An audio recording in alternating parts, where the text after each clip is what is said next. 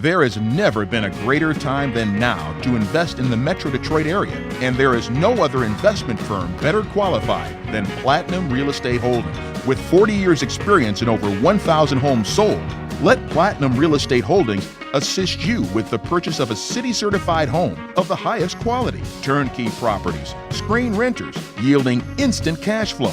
Well, what are you waiting for? Call or visit us online today.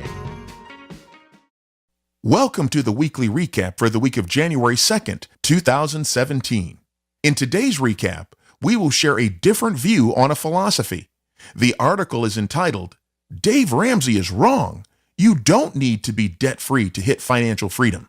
And lastly, we will add up the results from an article from Bigger Pockets about why you can't make money on a $30,000 house. This week's recap begins now.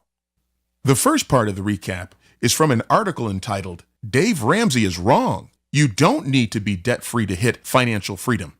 Corey Bensfield offers us a different perspective based upon his personal experience in real estate. It involves taking on debt, grit, and Dave Ramsey. Now, just in case you're saying to yourself, who is this guy who's giving us advice? Here's some background. He started with a beat-up vacant triplex in 1998 and slowly parlayed that first property into more than 100 units today. He buys real estate based on his initial goal of buying one cash-flowing property a year until his kids enter college. Corey's entire portfolio is built on debt, that nasty four-letter word that makes the Dave Ramsey congregation hiss. He never made more than $50,000 a year after tax when he started in real estate. He had to ninja his way to wealth through leverage, seller carrybacks, and equity repositioning. Contrasting Dave Ramsey and the writer of this article, Corey, Dave would have sold the first triplex in order to pay off more than $40,000 in credit card and auto loan debt. Instead, Corey actually tax-free exchanged that deal into 2 more duplexes. Let's be clear. Corey says Dave Ramsey is awesome at getting you out of financial trouble.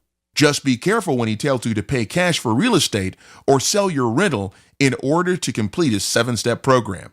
In short, Corey believes debt used wisely is a nice 4-letter word. It is a tool that allows you to amplify your wealth.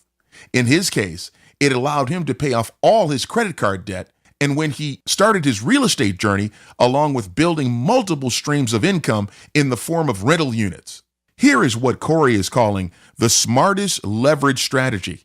It says, you will never let your loan to value exceed 70% based on a conservative appraisal. Sure, the loan to value will be higher when you initially purchase property, but you will never pay retail for a property if you buy it correctly. Ideally, if you purchase and manage correctly, your mortgage payments would be paid by your rockstar tenants, who in turn bring your loan-to-value ratio down to 50% or so in 10 years. With the savings, Corey doesn't pay extra on the mortgage from all the savings.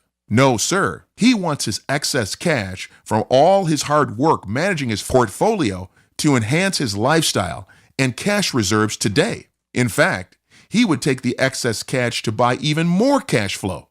The ideal scenario is to let the power of rising rents, coupled with debt outsourcing to tenants, replace your fixed living expenses in 10 years or less. Buy and hold cash flowing real estate is the ideal investment. The I in ideal stands for income in your pocket after all expenses, including mortgage. The D is for depreciation. This is the only write-off where you don't have to spend money to get a deduction. The E is for equity capture, as your tenants pay down your mortgage while you create even more equity via value add or buying below market. The A is for appreciation. The L is for leverage. For 20% down, you control 100% of all the benefits of real estate. If you pay cash, you lose this wonderful tool and tie up all your money in one single transaction. The smartest leverage strategy, so-called, requires debt. Yet, if your loan to value is 70% or less, I would venture to guess it is pretty hard to get into trouble, especially if your debt coverage ratio, DCR, is 1.25 or higher. DCR is the following: net operating income divided by your mortgage payment. The debt-free strategy reminds me of the path followed by the Dave Ramsey sect. You live on rice and beans and drive a beater car as you beat down the mortgage debt on your rental portfolio. You are forced to keep your job as long as you have the mortgages and focus on the day where you can scream, "I own my 10 homes debt-free." Under this exact same scenario, Corey could obtain $1 million in equity in his market by slowly building up a $3 million portfolio under the smartest leverage plan. This equates to 50 units or more, where the loan to value runs about 66%. You can improve your standard of living each and every year as long as you still live below your means. Best of all, you get to spend the excess cash flow today while keeping your day job. What do you think? Is it better to own 50 units with reasonable leverage or 10 units free and clear? Give us your opinion. Next up, an opinion based on the numbers and experience by Ben Lebovich, entitled, "We've Done the Math. You can't make money on $30,000 houses. Here's why." This one is from Bigger Pockets. Ben's friend Serge convinced him to do this article to save real estate investors some real headaches. Ladies and gents, put aside your feelings and intuition. In this article, Ben and his friend show you the numbers behind this statement. Don't buy $30,000 pigs in Ohio or anywhere else because you will lose money. There are two ways real estate investors look at numbers. One way is something referred to as pro forma. This is akin to a snapshot in time, whereby you put numbers on the page and assume that these will be the numbers going forward and nothing will ever change. The other way of analyzing property is to understand that just because something looks one way today doesn't mean that tomorrow it will look the same. There are many items we can discuss under this heading. However, the one that Ben wants to focus on today is capital expenditures, also known as XCAP, which pays for a replacement of aging components of the physical property.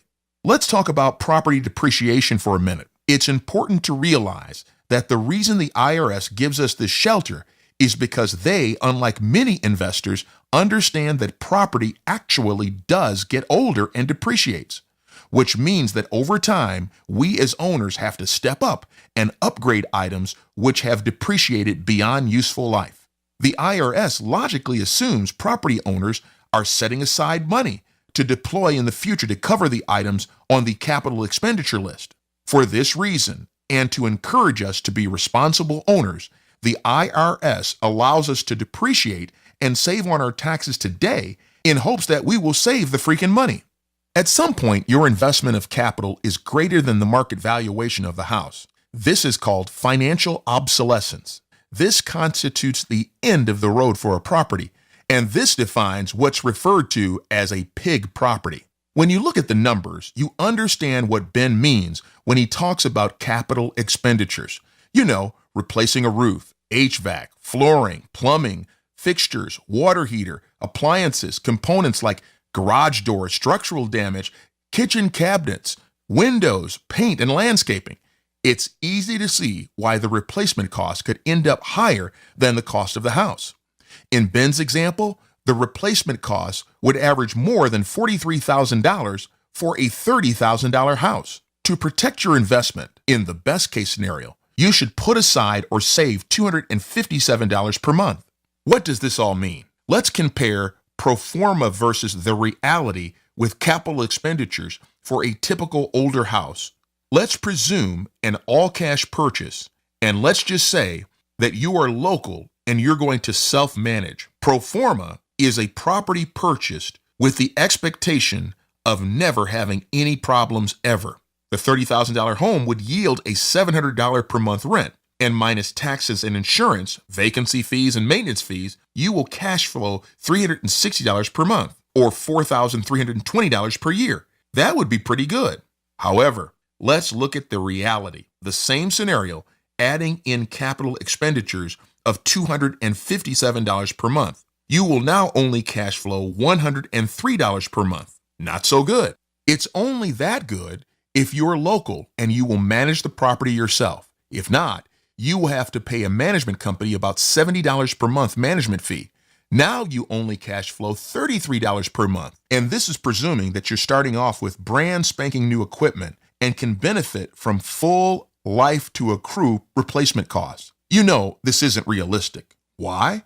Because it costs more to replace all of this equipment up front than what you paid for the house. In conclusion, Ben suggests do not buy $30,000 pigs anywhere unless you're local, will manage them yourself, and you're looking for a job. Due to nothing more than these capital expenditures, it takes a minimum of $1,000 a month rent to even begin to think about cash flowing these properties. And Ben says you're not getting that for $30,000. Feel free to argue. Do you agree? Disagree? Do you have numbers to prove otherwise? Comment below. Well, that's this week's recap. Did you find this recap helpful? Let us know in the comments below. Thank you for listening and have a great day. This has been your weekly real estate investment news recap.